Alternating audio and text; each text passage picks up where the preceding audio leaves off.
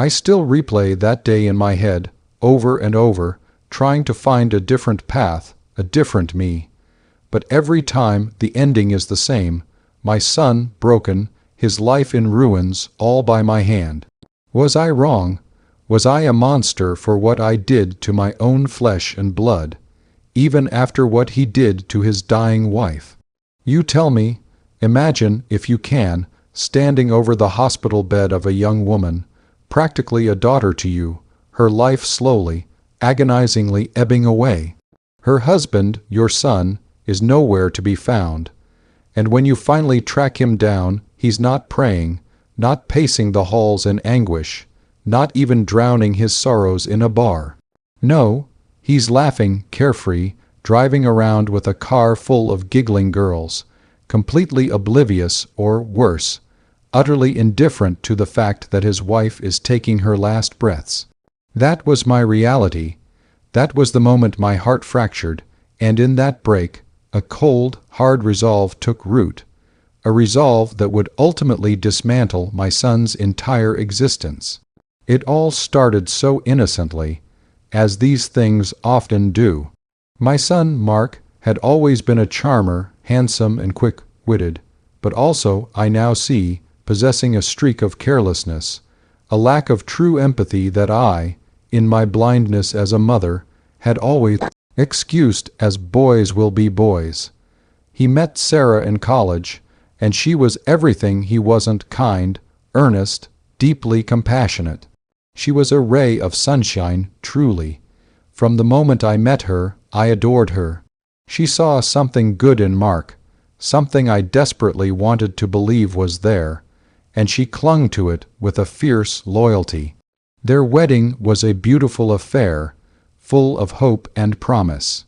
I remember feeling a surge of pure joy, believing that Sarah would be the grounding force Mark needed, the one who would finally make him grow up.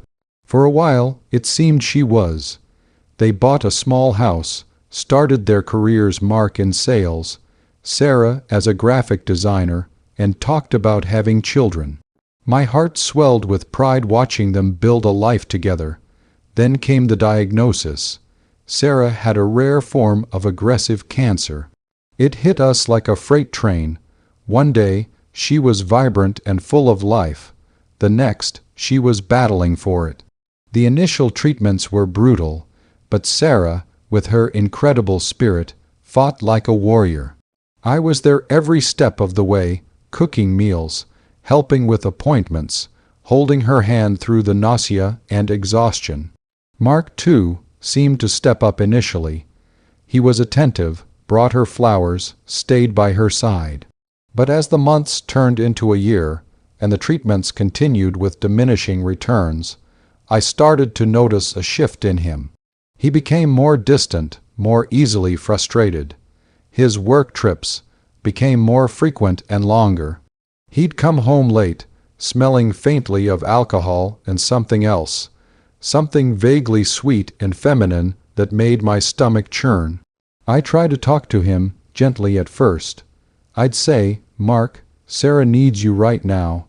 This is the hardest time of her life."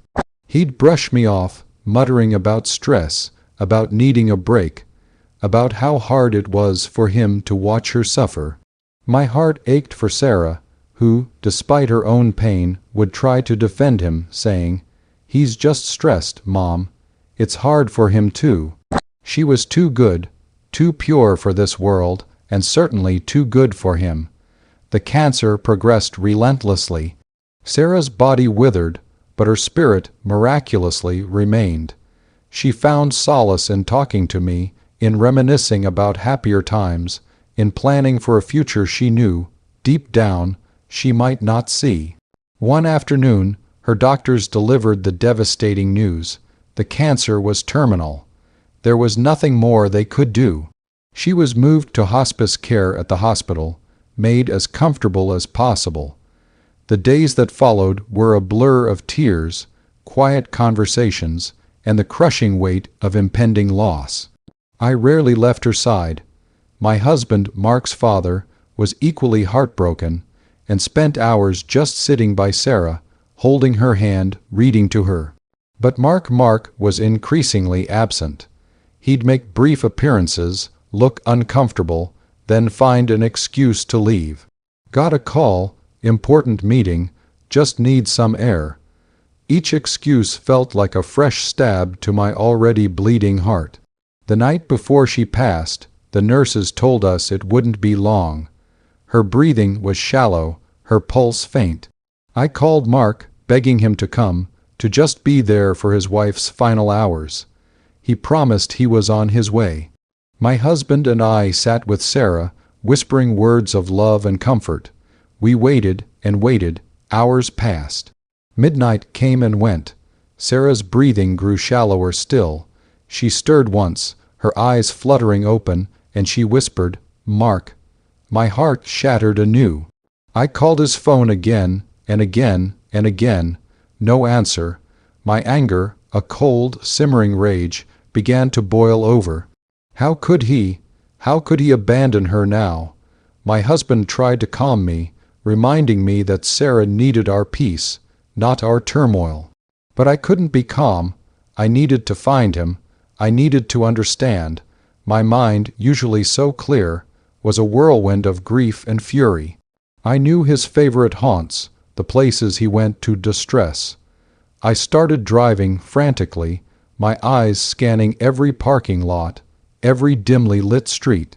It was around 2 a.m. when I saw it, his car, parked outside a bar, one he frequented with his work friends. My heart pounded. I pulled over, my hands shaking on the steering wheel. I wanted to storm in there, drag him out by his ear, scream at him. But something stopped me. A flicker of an idea, a dark, dangerous thought began to form. I waited, and then he emerged. He wasn't alone. He was laughing, his arm around a young woman, undeniably pretty, her head thrown back in amusement. Behind them, 2 more women and another man followed, all equally boisterous. They piled into Mark's car, and he, my son, the man whose wife was dying at that very moment, drove off, loud music blaring from the speakers, the silhouettes of their heads bouncing with laughter. I followed, a stone in my gut. He drove them home, dropping each of them off at different addresses before finally heading back towards his own house.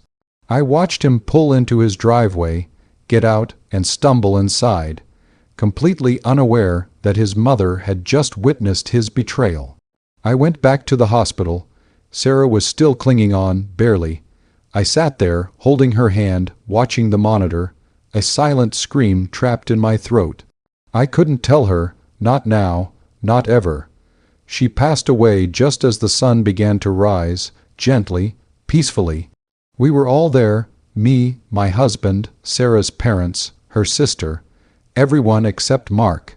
He finally arrived an hour later, looking disheveled, claiming he'd overslept. He looked at me, his eyes red, feigning sorrow. I said nothing. My silence was a wall, a promise to myself. The funeral was a blur. Mark played the grieving widower perfectly. He delivered a tearful eulogy, talking about Sarah's courage and unwavering spirit, his voice cracking with what sounded like genuine emotion. I watched him, a hollow ache in my chest, a terrible knowledge burning within me. He was a fraud, a monster. So that's the situation I was in, and I had to make a choice. Here was my son, having just buried his innocent wife, who he abandoned in her last hours for a joyride with other women. And I knew, I had witnessed it. Before I tell you what happened next, I want you to pause and comment below what you would have done in my shoes. Would you have kept silent for your son's sake, protecting his reputation, or would you have exposed him, knowing it would shatter his life? What would you have chosen? The will was read a few weeks later. Sarah, ever the planner, had left everything to Mark. Her life insurance policy, her savings, her small inheritance from her grandmother, everything. It amounted to a substantial sum. Mark, of course, was delighted, though he tried to mask it with a somber expression. That's when I made my move. I waited until after the initial shock and grief had subsided, until Mark felt secure in his new, wealthy bachelor status. I started subtly at first. I had kept a detailed log of his absences, the work trips, the late nights, the vague smells. I had also, crucially, taken photos with my phone that night, blurred but undeniable images of him laughing with those girls, getting into his car. I started by, casually, mentioning to Sarah's family how often Mark had been away during her final months, how I'd been the one at her side. They were already suspicious of his lack of genuine grief, so my words planted seeds of doubt. Then I found the women. It took some discreet investigating, but I tracked down the girl he had his arm around, the one whose address he had dropped off last. I met her for coffee. I showed her a picture of Sarah, told her the full story, how Sarah had been dying that very night. I watched her face crumple, the shock, then the disgust. She was young, perhaps naive, but she had a conscience. She admitted that Mark had told them he was a widower, that his wife had died months ago, and he was finally ready to move on. My blood ran cold hearing that. He had lied to them, played the victim. She offered to help, and help she did. She provided names, dates, texts. A treasure trove of infidelity and deception. I gathered all of it. Every text, every lie, every photograph. My evidence was airtight. I went to Sarah's parents first. They deserved to know the truth about the man their daughter had married. The revelation devastated them, of course, but it also solidified their resolve. They wanted justice for Sarah. So, armed with irrefutable proof, we initiated legal proceedings. Sarah's will, while leaving everything to Mark, had been drafted years before her diagnosis. We argued undue influence, fraud, and emotional distress. It was a long, messy, and public battle. I provided every piece of evidence I had, every sordid detail of his behavior while Sarah lay dying. The photographs, the text messages, the testimony from the girl he had been with. It was all laid bare in court. The media, of course, got wind of it. Grieving widower's secret life revealed. Mark was torn apart. His carefully constructed facade crumbled. His job, which relied heavily on his public image and charm, vanished. His friends distanced themselves. The women he had been seeing were horrified and testified against him.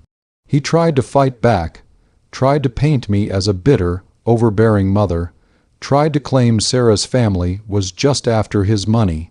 But the evidence was too overwhelming. The judge, swayed by the undeniable proof of his deceit and utter disregard for his dying wife, ruled against him. Sarah's substantial estate, her life insurance, her savings, everything was redirected. A significant portion went to a charity in her name, as her parents had requested, and the rest was distributed to her immediate family, ensuring that Mark received not a single penny. He was left with nothing. His reputation was irrevocably ruined. His social standing, his career, his future prospects all gone. He was publicly shamed, stripped of his inheritance, and abandoned by everyone who once admired him. He tried to appeal, but it was useless. The facts were against him. He even tried to come to me, begging, weeping, asking how I, his own mother, could do this to him. I looked at him, truly looked at him, and saw a stranger. The boy I raised, the man Sarah loved, was gone, replaced by this selfish, hollow shell. I told him, "You destroyed yourself, Mark, not me. You destroyed yourself the moment you drove away from your dying wife." I haven't spoken to him since. He moved away, unable to face the constant judgment and scorn.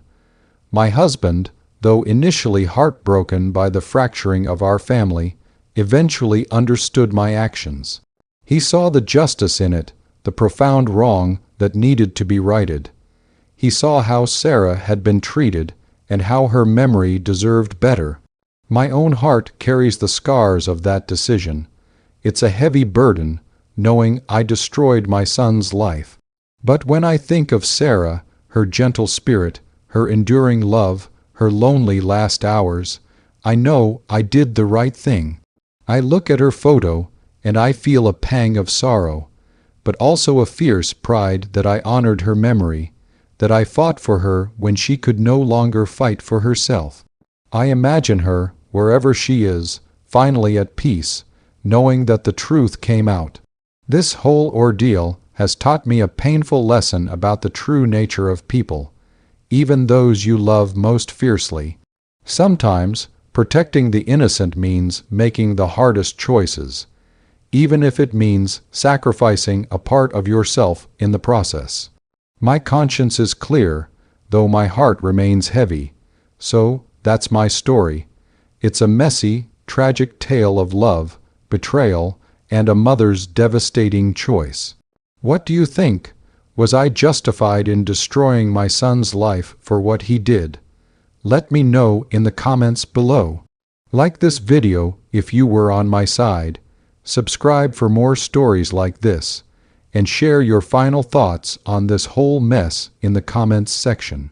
I'll see you all in the next story.